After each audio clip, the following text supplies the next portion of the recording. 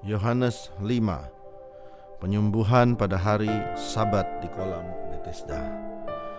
Sesudah itu ada hari raya orang Yahudi dan Yesus berangkat ke Yerusalem.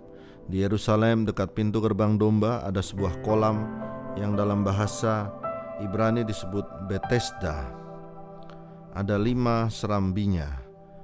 Betesda itu Bethesda, itu seperti Bethlehem, Bethesda artinya House of Grace, rumah anugerah. Ada 5 lagi serambinya. 5 serambi membicarakan juga Grace, House of Grace. Dan di serambi-serambi itu berbaring sejumlah besar orang-orang sakit, orang-orang buta, orang timpang, orang lumpuh yang menantikan goncangan air kolam itu. Sebab sewaktu-waktu turun malaikat Tuhan ke kolam itu dan menggoncangkan air itu. Barang siapa yang terdahulu masuk ke dalamnya sesudah goncangan air itu menjadi sembuh, apapun juga penyakitnya. Ayat 5, di situ ada seorang yang sudah 38 tahun lamanya sakit. Alkitab menggambarkan bahwa ini adalah satu hari raya. Hari raya itu ada sebuah tempat yang namanya kolam Betesda. Di situ biasanya banyak sekali orang yang berkumpul untuk menunggu air itu bergoncang dan siapa yang masuk ke dalamnya akan disembuhkan. Tetapi khusus hari raya biasanya akan lebih banyak orang yang berkumpul di situ di area kolam tersebut untuk menanti satu penyembuhan. Alkitab mencatat bahwa di sini ada orang timpang, orang buta, orang lumpuh, dan dituliskan sejumlah besar orang sakit. Jadi tempat ini tentunya ramai sekali dan juga bau sudah penuh sekali di tempat tersebut. Sehingga kita memandang bahwa apa arti Bethesda, House of Grace, rumah anugerah, menjadi sebuah rumah yang mengerikan. Dari sekian banyak hanya satu yang bisa masuk.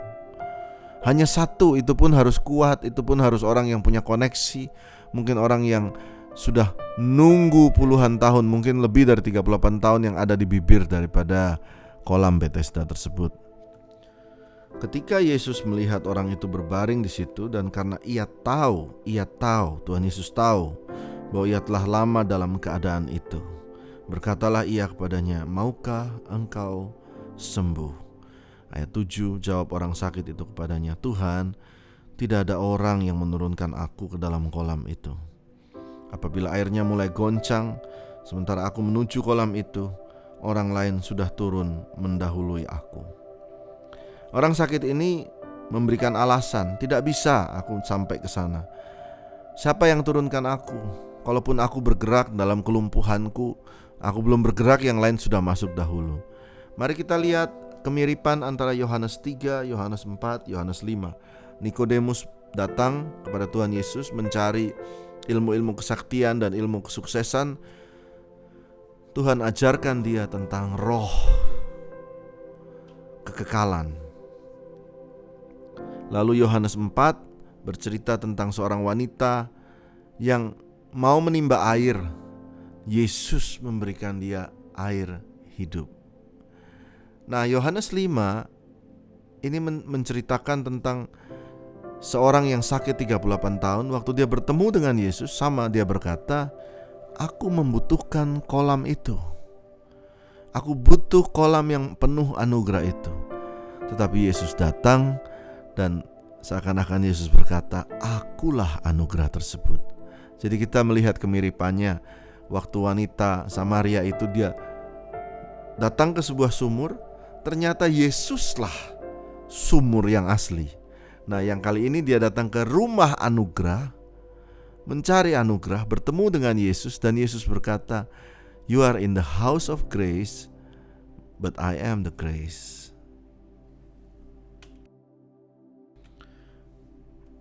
Ayat 8, kata Yesus kepadanya, "Bangunlah, angkatlah tilammu dan berjalanlah." Pada saat itu juga sembuhlah orang itu, lalu ia mengangkat tilamnya dan berjalan. Tetapi hari itu hari Sabat. Karena itu orang-orang Yahudi berkata kepada orang yang baru sembuh itu, "Hari ini adalah hari Sabat dan tidak boleh engkau memikul tilammu."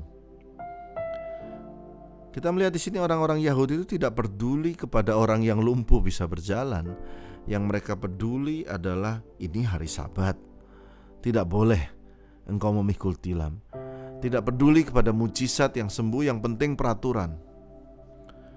Di akhir zaman ini kita memerlukan gereja-gereja yang memberikan tanda mujizat, melegakan orang, bukan gereja yang penuh dengan peraturan. Nanti lama-lama kita akan menjadi seperti orang-orang Yahudi ini, tidak peduli akan mujizat lagi, yang penting peraturan.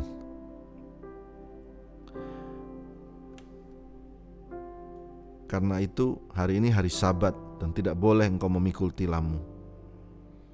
Dan orang itu menjawab, ayat 11, akan tetapi ia menjawab mereka, Dia yang mengatakan kepadaku, angkatlah tilammu dan berjalanlah.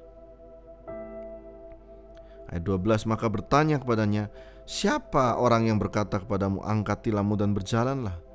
Tetapi orang yang sembuh itu tidak tahu siapa orang itu, sebab Yesus telah menghilang ke tengah-tengah orang banyak di tempat itu.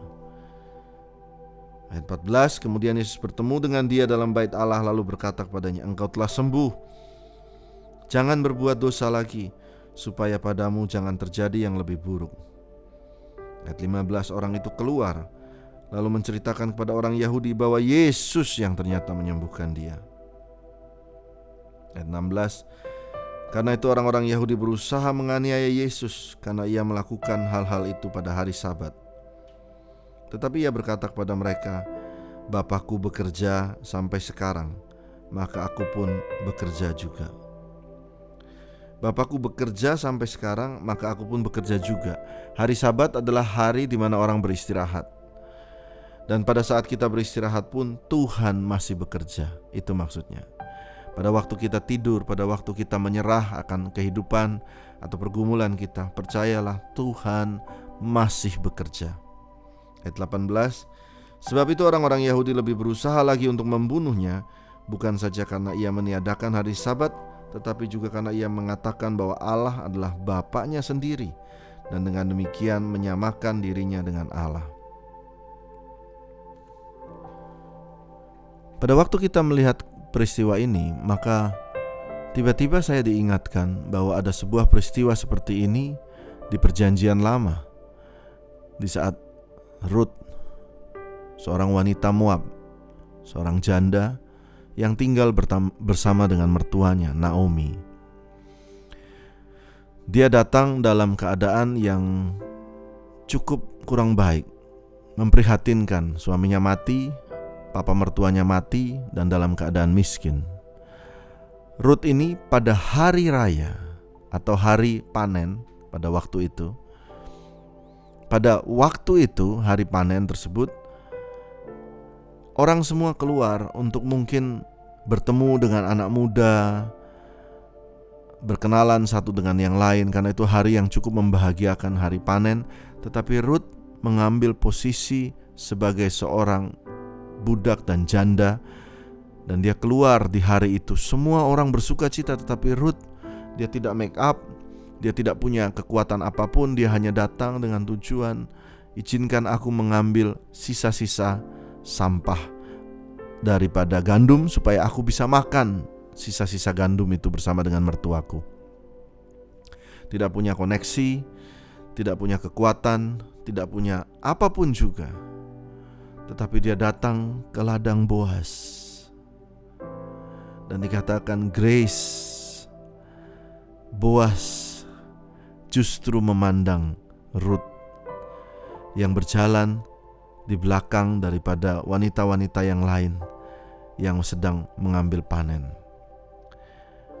Seperti Yesus juga datang pada orang yang 38 tahun ini. Dia tidak punya kekuatan, dia tidak punya apapun juga, bahkan tidak punya koneksi, bahkan sudah putus asa dan sudah tidak ada harapan. Tapi paling tidak dia ada di situ, seperti Rut. Dan Yesus melihatnya. Grace itu menemukan dia. The grace will found you.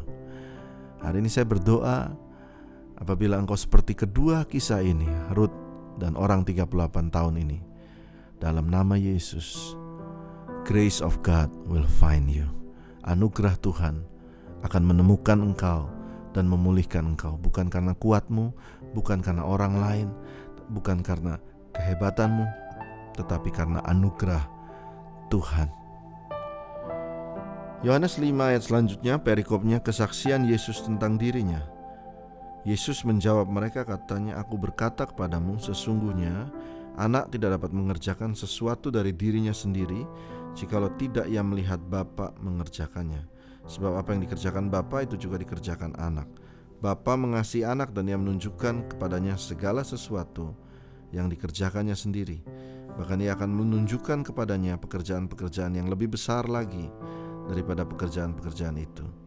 Sehingga kamu menjadi heran, sebab sama seperti Bapa membangkitkan orang-orang mati dan menghidupkannya, demikian juga anak menghidupkan barang siapa yang dikehendakinya. Bapa tidak menghakimi siapapun, melainkan telah menyerahkan penghakiman itu seluruhnya kepada anak, supaya semua orang menghormati anak sama seperti menghormati Bapa. Barang siapa tidak menghormati anak, ia juga tidak menghormati Bapa yang mengutus dia. Aku berkata kepadamu, sesungguhnya barang siapa mendengar perkataanku dan percaya kepada dia yang mengutus aku, ini ia mempunyai hidup yang kekal dan tidak turut dihukum, sebab ia pindah dari dalam maut ke dalam hidup. Aku berkata kepadamu, sesungguhnya saatnya akan tiba dan sudah tiba, bahwa orang-orang mati akan mendengar suara Anak Allah, dan mereka yang mendengarnya akan hidup. Sebab sama seperti Bapa mempunyai hidup dalam dirinya sendiri, demikian juga diberikannya anak mempunyai hidup dalam dirinya sendiri. Dan ia telah memberikan kuasa kepadanya untuk menghakimi, karena ia adalah anak manusia. Janganlah kamu heran akan hal itu, sebab saatnya tiba bahwa semua orang yang dalam kuburan akan mendengar suaranya. Dan mereka yang telah berbuat baik akan keluar dan bangkit untuk hidup kekal, tapi mereka yang telah berbuat jahat akan bangkit untuk dihukum. Aku tidak dapat berbuat apa-apa dari diriku sendiri. Aku menghakimi sesuai dengan apa yang aku dengar, dan penghakimanku adil, sebab aku tidak menuruti kehendakku sendiri, melainkan kehendak Dia yang mengutus aku. Kalau aku bersaksi tentang diriku sendiri, maka kesaksianku itu tidak benar. Ada yang lain yang bersaksi tentang aku, dan aku tahu bahwa kesaksian yang diberikannya tentang aku adalah benar. Kamu telah mengirim utusan kepada Yohanes, dan ia telah bersaksi tentang kebenaran. Tapi aku tidak memerlukan kesaksian dari manusia, namun aku mengatakan hal ini supaya kamu diselamatkan. Ia adalah pelita yang menyala dan bercahaya, dan kamu hanya mau menikmati seketika saja cahayanya itu. Tetapi aku mempunyai satu kesaksian yang lebih penting daripada kesaksian Yohanes, yaitu segala pekerjaan yang diserahkan Bapa kepadaku, supaya aku melaksanakannya. Pekerjaan itu juga yang kukerjakan sekarang, dan itulah yang memberi kesaksian tentang aku bahwa Bapa mengutus aku. Bapa yang mengutus aku, Dialah yang bersaksi tentang aku. Kamu tidak pernah mendengar suaranya, rupa pun tidak pernah kamu lihat. Dan firman-Nya tidak menetap dalam dirimu, sebab kamu tidak percaya kepada Dia yang diutusnya. Kamu menyelidiki kitab-kitab suci, sebab kamu menyangka bahwa olehnya kamu punya hidup yang kekal. Tapi walaupun kitab-kitab suci itu memberi kesaksian tentang aku, namun kamu tidak mau datang padaku untuk memperoleh hidup itu. Aku tidak perlu hormat manusia, tetapi tentang kamu, memang aku tahu bahwa dalam hatimu kamu tidak mempunyai kasih akan Allah. Akan datang dalam nama Bapakku, dan kamu tidak menerima aku. Jikalau orang lain datang atas namanya sendiri, kamu akan menerima dia. Bagaimana kamu dapat percaya, kamu yang menerima hormat seorang dari yang lain, dan yang tidak mencari hormat yang datang daripada Allah yang Esa? Jangan kamu menyangka bahwa aku akan mendakwa kamu di hadapan Bapa. Yang mendakwa kamu adalah Musa, yaitu Musa yang padanya kamu menaruh pengharapanmu. Sebab jikalau kamu percaya kepada Musa, tentu kamu akan percaya juga kepadaku, sebab ia telah menulis tentang aku. Tapi jikalau kamu tidak percaya akan apa yang ditulisnya, bagaimana kamu akan percaya apa yang kukatakan? Di sini Tuhan Yesus menjelaskan bahwa Dia adalah yang dinubuatkan para nabi itu, dan yang kedua Dia menjelaskan bahwa Dia adalah utusan atau anak dari bapaknya yang diberikan kuasa. Karena itu dia disebut anak Allah yang memiliki kuasa bahkan menghakimi. Lalu yang ketiga dijelaskan juga bahwa dia datang itu nanti waktu dia disalibkan dan turun ke dalam dunia orang mati, suaranya itu terdengar ke alam Hades atau roh di neraka, itu semua dia sampai ke sana. Juga Tuhan Yesus mengingatkan bahwa akan ada penghakiman terakhir. Baik saudara, itulah pembahasan dari kitab Yohanes 5. Kita akan bertemu lagi di Yohanes 6. Tuhan Yesus memberkati. Setiap hari, setiap langkahku, biarlah hidupku penuh anugerah-Mu. Setiap hari, setiap nafasku, biarlah hidupku penuh kemurahan.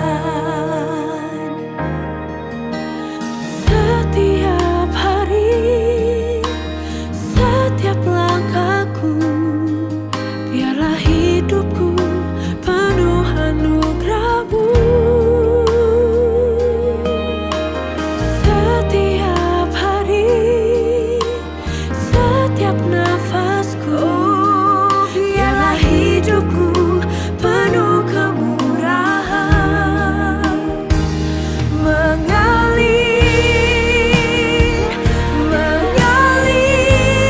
deras, kasih-Mu pulihkan hati yang hancur.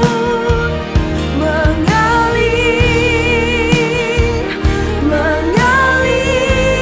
deras, kasih Bapa-Ku penuhi hidupku.